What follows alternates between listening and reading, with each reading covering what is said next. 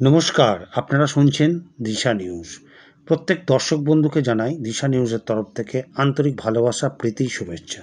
বেলুড় মঠের নাম শুনলে শ্রদ্ধায় মাথা নত হয়ে যায়। বেলুড় মঠ হাওড়া জেলায় হুগলি নদীর তীরে অবস্থিত। আজ আপনাদের কাছে আর এক বেলুড় মঠের গল্প বলি। এক টুকরো বেলুড় মঠ, এটা দক্ষিণ চব্বিশ পরগনা হুগলি নদীরই তীরে। রায়পুর হইতে 2.5 কিলোমিটার, বরুল হইতে 2.5 কিলোমিটার নদীর তীরে অবস্থিত।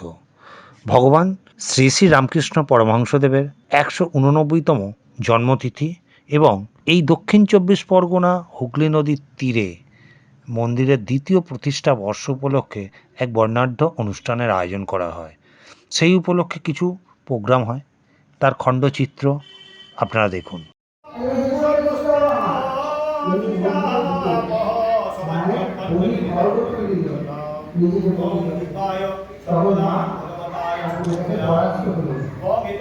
ভগবান ভক্তের কাছে পরাস্ত হন, তখন ভগবান ভক্তের কথা বলে।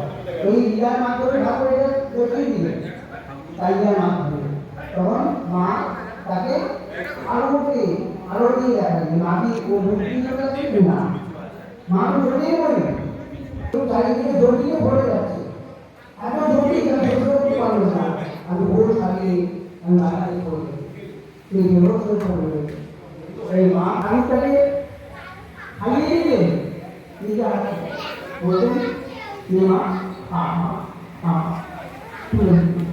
আবার বুঝলো মানে সবটা খুবই খুবই সম্পর্ক মায়ের ছিল। আর মহাকালী ভগবান ভক্তি কারণ ভক্তি ভক্তি এই যে সীমা আগুন লঙ্ঘন করেছেন ওইটুকু বয়সে দেখিয়ে দিয়ে যে জাতপাত কিছু না, ঈশ্বর জাতপাত তৈরি করেন, জাতপাত আমরা সৃষ্টি করেছি। এই করে আমি মানুষের বাড়িতে বিবেক সৃষ্টি করেছি, মানুষের করে বিবেক না তার সন্তান।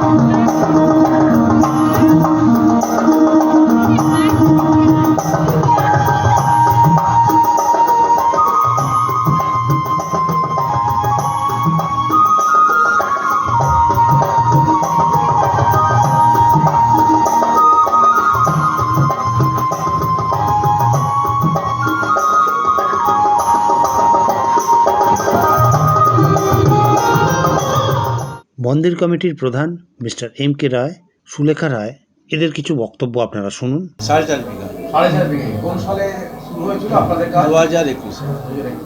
তাহলে আধ্যাত্মবাদ ছাড়া, মানে আধ্যাত্মিক চেতনা ছাড়া অন্যান্য মানে সেবামূলক কাজ কিছু করছেন আপনারা? জাস্ট তো 1 বছর হলো এটা। হ্যাঁ, 1 বছর। 1 বছর পূর্ণ হলো। হ্যাঁ, তার সামনে একটা ল্যান্ড নিয়েছি আমরা সেবামূলক কাজের জন্য। আরো জায়গা বাড়াচ্ছেন? হ্যাঁ, নিয়েছি 7 বিঘা জমি নেওয়া হয়েছে। কত? 7 বিঘা। 7 বিঘা জায়গা। তাহলে শিব জ্ঞানে জীব সেবা রামকৃষ্ণ যেটা বলছেন, তো সেই নিরিখে আপনারা আরো কিছু প্রোগ্রাম আগামী দিন নেবেন। স্কুলের একটা প্রোগ্রাম আছে। একটু বলেন। স্কুলের একটা ভালো স্কুল করে দেবো একটা। একটা হাই স্কুল করবেন? হ্যাঁ। আর তারপরে তো ঠাকুরের ইচ্ছে, ঠাকুর যেটা করাবেন আমরা নিশ্চয়ই সেটা করব। কারণ ঠাকুরের আদেশ না পেলে ঠাকুর ইচ্ছে ছাড়া একটা গাছের পাতাও নড়ে না। আপনি আমি এই যে মুখ দিয়ে কথা বলছি, এই কথা বলাচ্ছেন উনি, নাহলে আমরা কেউ কথা বলতে পারতাম না। আজকে সব কিছু ওনার দ্বারা হচ্ছে। সেটা ঠিকই, কিন্তু আমাদের একটা ভাবনা তো থাকবে। না, আমাদের এক বছর ভাবনা হলো তো, হচ্ছে- 1 বছর হলো আমাদের। ইচ্ছে আছে বয়স্ক লোকেদের নিয়ে, বাচ্চাদের নিয়ে ইচ্ছেটা আছে। এটা হচ্ছে আমার ইচ্ছে, আমার ছোট মেয়ের ইচ্ছে যে একদম যারা বয়স্ক তাদের শেষ সময়টা ভীষণ কষ্টের জীবনে, ছেলেদের দিক থেকেও বলুন আর বৌমাদের দিক থেকে বলুন, নাতি নাতনিদের দিক থেকে বলুন, সবাই তারা কিন্তু তাদের আমি দোষ দেব না, আমি কারো দোষ দেখি না। প্রত্যেকে কিন্তু প্রত্যেকের জগতে ব্যস্ত, কারণ এখনকার যুগটাই হচ্ছে ফাস্ট। তাহলে এই ফাস্ট যুগে তাদের দোষ দিয়ে আমাদের লাভ নেই। অতএব আমরা চিন্তা করব যে আমরা কোনখানে কিভাবে ভালো থাকবো, এই ভাবনাটা যেন আমাদের নিজেদের মধ্যে আসে। সবাই একসাথে থাকলাম, এই জন্যই আমাদের বয়স্কদের নিয়ে আমার একটা ইচ্ছে।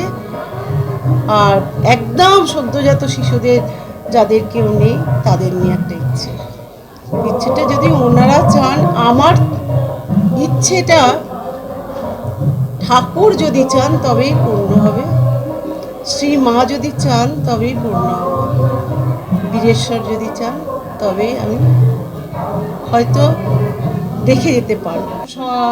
নির্দেশটা দেন সুকুমার মহারাজজি, উনি আগে পূজারী ছিলেন, তো উনি 40 বছর ঠাকুরের পুজো করেছেন। বাবাকে দেখেছি জন্ম থেকেই রামকৃষ্ণদেবের পুজো করে আসতে, এবং আমাদের বাড়ির সামনেই আমরা দেখে আসতাম রামকৃষ্ণদেবের একটা মন্দির আছে, সেখানে পুজো হতো, কিন্তু আমাদের সেখানে স্থান ছিল না। সেই দুঃখটা কোথাও আমাদের মনে থেকে গিয়েছিল, তো সেই দুঃখ থেকে এই জায়গাটায় আমাদের আসতে পেরেছি।